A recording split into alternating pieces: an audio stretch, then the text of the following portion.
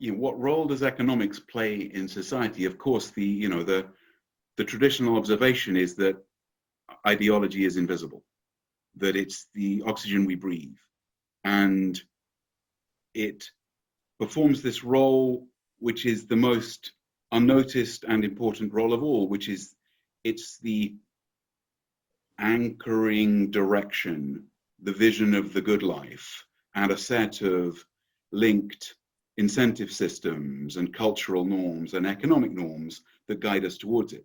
So you have an economic ideology, which of course shapes our behaviors, shapes normal life.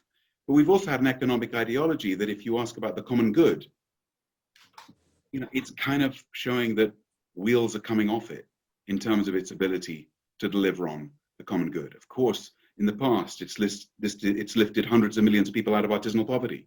It's now become a crisis-generating machine.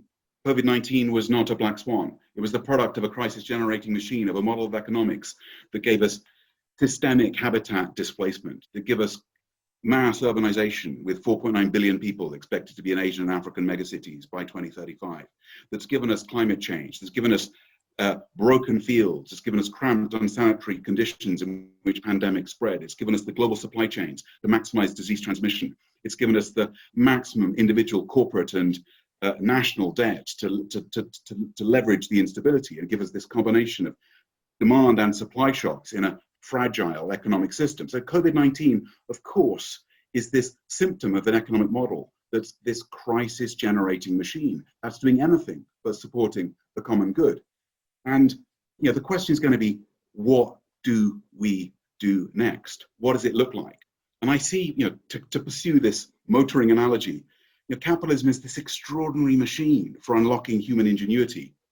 But right now, with the conventional economics assumptions of the externality as a footnote, it's like a Mustang with the wrong destination plugged into the sat-nav, and a giant cliff that's in the way of the Mustang and its destination.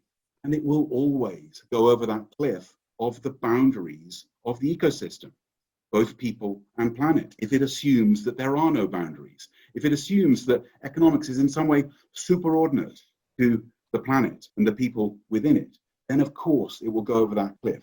So the question and the challenge is for an unorthodox alternative economics, a Schumacherian economics, if you like, that recognizes that people and planet, they do exist and they do matter, and actually economics is subordinate to them, and for us to get that wiring of economics right, to orient innovation back once again to delivering on the big problems that surround us.